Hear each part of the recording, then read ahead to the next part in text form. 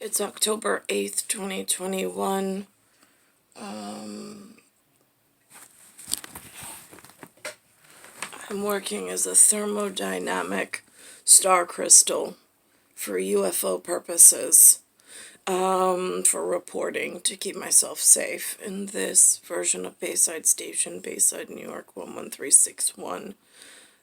Since I do not have another life form in my general proximity, Lewis or Linda, they don't understand the severity of what's going on.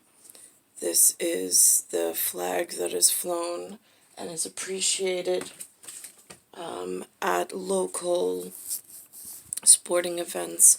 I've been invited once to a hockey game, once to a basketball game, once to a football game, and I've been to several baseball games while I'm here. I cannot remember for the hockey game if we stood for a national anthem.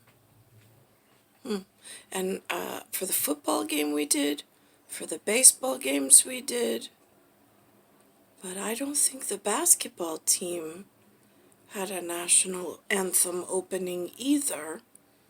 But again, I've only been to one, and that's an interesting notice in the state of New York. At the moment, I'm in Bayside Station, Bayside, New York, 11361 for reporting purposes. So now, which is I don't know how it's included in New York City, and with the county of Long Island being that the count, COUNT, for nano and X-file has an RY at the end of it, a lowercase r and a lowercase y, which means it's gamma related for my purpose. I heard on television, on their pretend this is real, like their docudramas, they've mentioned something, like, I don't sit and I haven't watched all of SVU. I just don't have the mental fortitude. I don't. I don't know what's real. I don't know what's not real. And it's a long 20-year whatever, and they've got nothing accomplished as far as I'm concerned.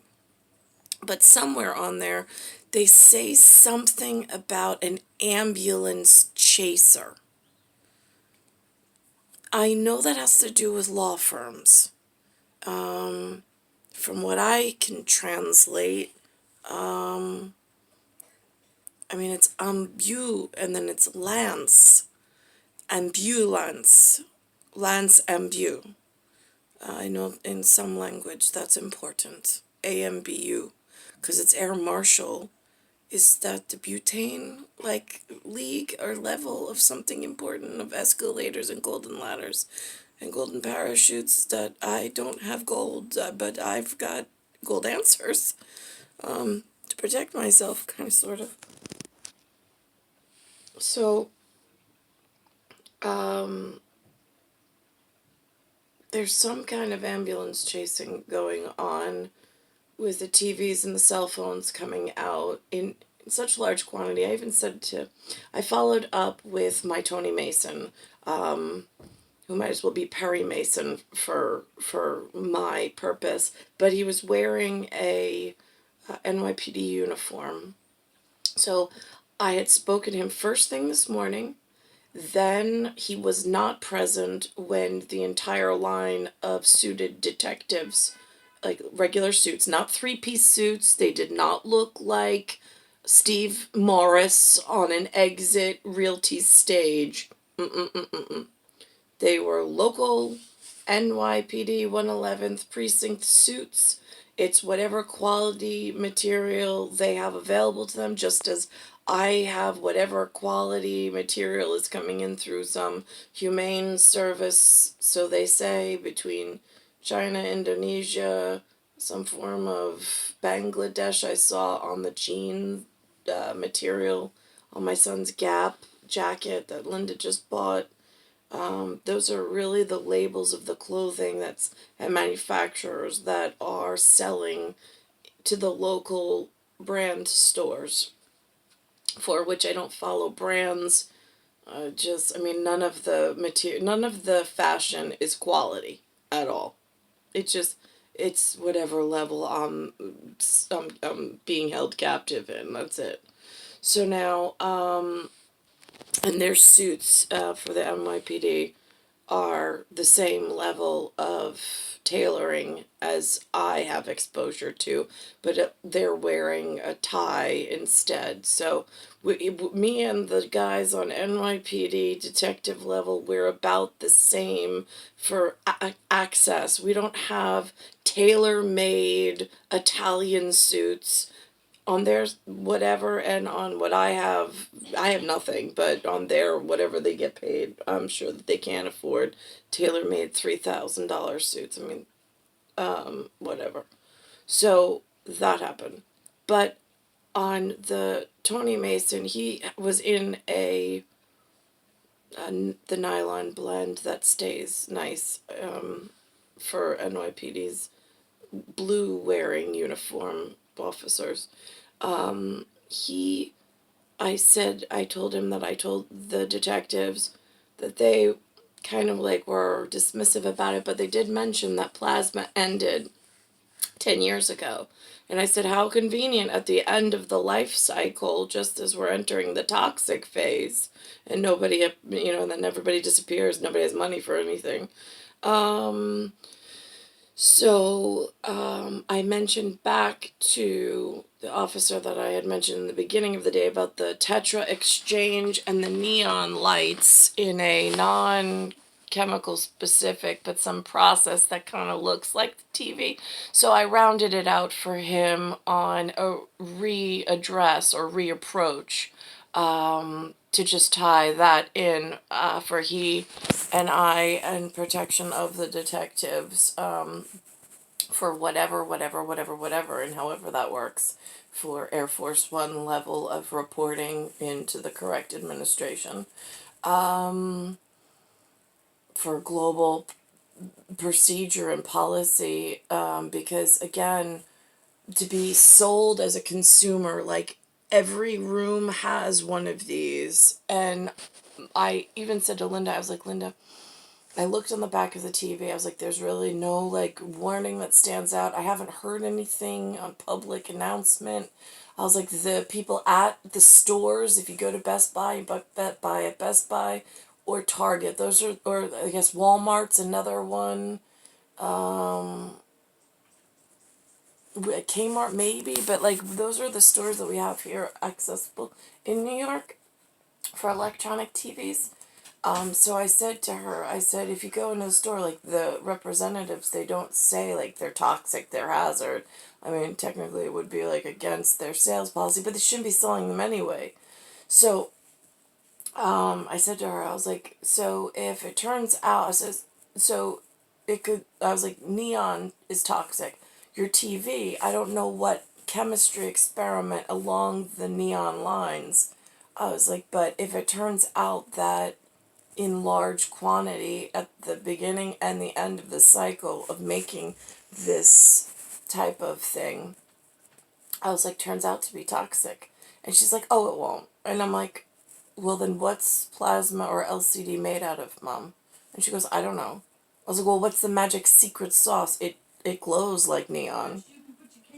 So she was just like, I don't know. And I was like, well, because Lynn, I was like, I'm just letting you know, technically, if the screen glows and has some kind of toxic chemical in it at some point in the life cycle, it's important how we manage the gathering of it and to be cognizant of it in the area so we don't get poisoned by some of the other neighbors if they don't know.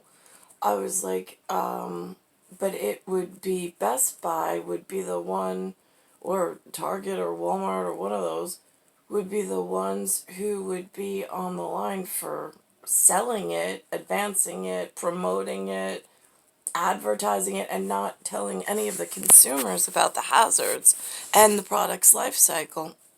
I was like, and then I was like, it would also be considered or fall under the category of chemical weaponry, Lynn. I was like, because it's toxic to the humans, and then it puts the planet at risk for accumulation of large toxic clouds or blooms if you have an overproduction in one area, the chemical factory that makes it, and then wherever it's shipped to. I'm like, so, I mean, I can't, she's like, that doesn't happen.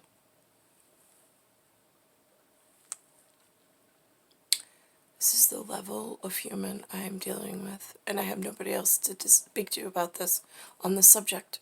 So I attempt to alert the kind officers that have a little higher education about some form of criminality in some form of justice system that's local, to maybe alert them if they have some kind of whatever. But I mean, like, I don't know, when I say Air Force One and I say, like, all right, now I've got cocoon level of star things that I know, and I don't know how I know certain things. I call it cosmic nursery. I don't really have another explain for it. Since I was a kid, I've been this way. I just know things. I think of things differently. I see things differently. And I'm like, all right, so now, but then if I get like really angry police league that really likes having the football game and the TV and the cell phone and the video games and all this stuff, and they want to come down heavy-hearted on me and put a tail on me like Tia Frio or Roma rather than letting me leave the country or let me go to Canada or somewhere where I'm protected by Air Force One level national security, because there's other things attached in Perry Trick's microbiota and medical analysis. So now I'm held captive where I don't want to be. Oh, and the other thing is, there was some kind of package, like about this thick of papers, that somebody tried to deliver me when I was at 69 West Road Boulevard. It was at a time where I would lose vision, like my whole vision cortex would just glaze over. I tried reading like the first three sentences of whatever that package was, and my eyes literally rolled in the back of my head. It was like a quantum quark computer. Like if I was a robot, it was like my screens glazed over and it was an instant virus. I could not read after that. I could not read through the papers. On the divorce papers, I read through them. I was able to itemize things. I was able to cross things out, what I'd accept, what I wouldn't accept. But with this thick thing of papers, I was at a time that was where, right before I got sent to Stony Brook and denied medical help by NSA level representatives. And also, it was when I checked into the National Guard booth. I could see them. I just was not able, I did not have what I call mental fortitude. mentalfortitude. That is where I am able to sit like like an executive assistant, administrative assistant, and read through legal docket and protect myself from whatever else is going on. I did not have that human natural instinct ability to protect myself. It was completely taken from my person based on the amount of radio and microwave interference, which is what I was hit with at just after those papers arrived, which I have no idea. I came home from Stony Brook and they were gone. It was like somebody entered the premise. I don't know if Jason came and removed it or sent someone, or if it was Tia Frio had somebody come and remove the papers or whatever. But the entire envelope just disappeared, and then I wound up moving back here. But I don't know what was served, I suppose you would call it.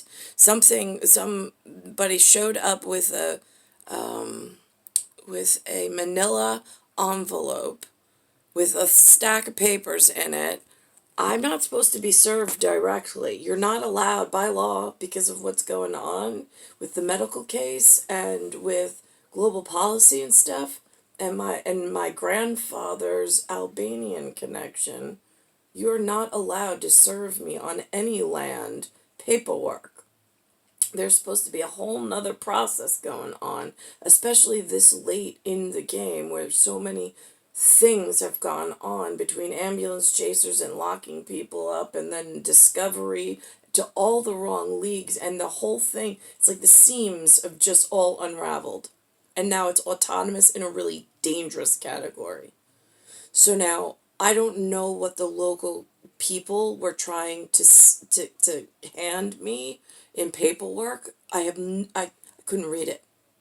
I lost all ability to read English, for lack of a better. I mean, besides the short-term memory, like fritzing. That's why I don't read books anymore. I read one book to my son, but I have a hard time going day to day and remembering something from yesterday. There are some threads that remain and carry forward. There are some things that are hardwired on my soft wire anatomy between buttered tiles and buttered flooring with a trowel that still are adhesive and stick. But for the most part, I am at a really dangerous function in the sense of, like, I have abilities sometimes, but they're unpredictable for me, and they're unbeknownst to, like, what lives around here. So I don't know how to handle a court system or where to even go for any of that. I mean, reporting is one thing. I can do that easily. I just don't know who cares and who actually does the right thing. I don't know how ambulance chasers work. I don't know who's involved in that. I only know there was a TV show reference. And I don't even watch the show. I just, in a quantum quirky kind of a way, got sent a connection that reminds me that it may have been mentioned on the show. But I don't know in what context. So that happened. So then I know that there's some local voting league of whatever, but then there's Port Authority that handles what gets loaded on and off ships. That has something to do with some of the EPA stipend that then is supposed to go to fund the protection of the humans and the environment and the global and the planet.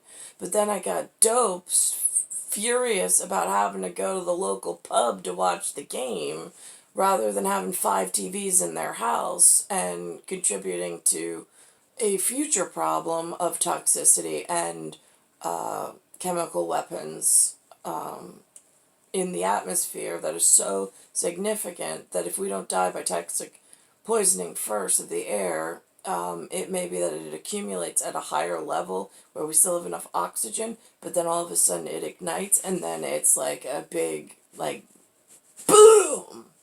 And then there's like reverberate. I mean, it's a whole other set of quantum possibilities.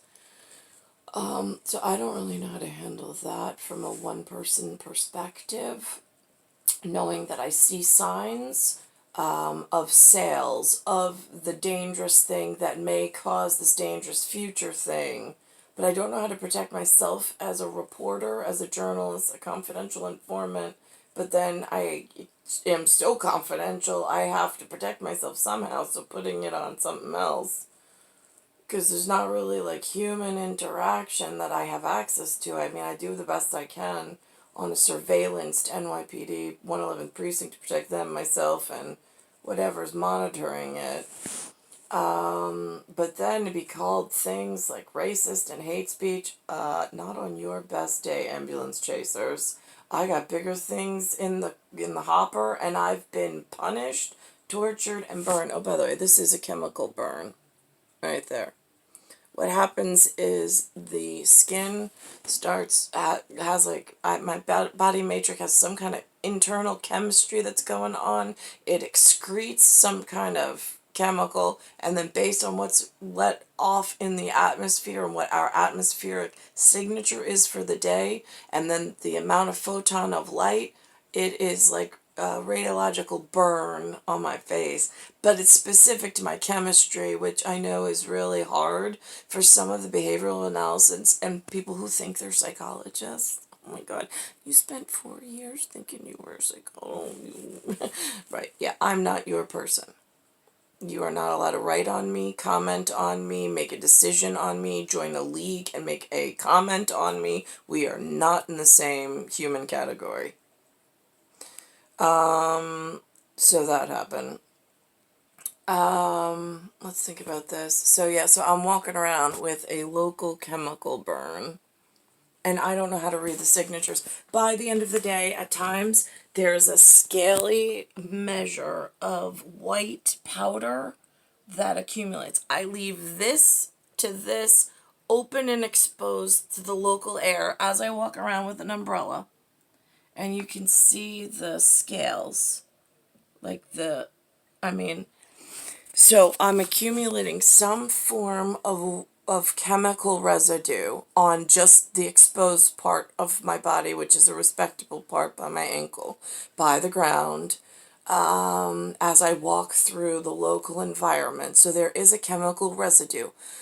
There's also signs at a higher altitude, which is my head, of chemical interaction burns. I know the skin on my face is different than the epidermal layer on my leg. My epidermal leg is built with a little bit more endurance since it is exposed to a whole different microbiota and whatever. So I'm just letting you know at latitude, longitude, and altitude, there is signs of chemical residue as I walk around, and it's not just today, October 8th, 2021. It's happened to me before, and I've also documented it before, but in culminations and pulling it together. This is Earth, solar system, Milky Way, universe, galaxies broken, and I'm stuck in something called an Oort debris field, ORT DEBRISFIELD. I also noticed as Russe Aja, les États-Unis,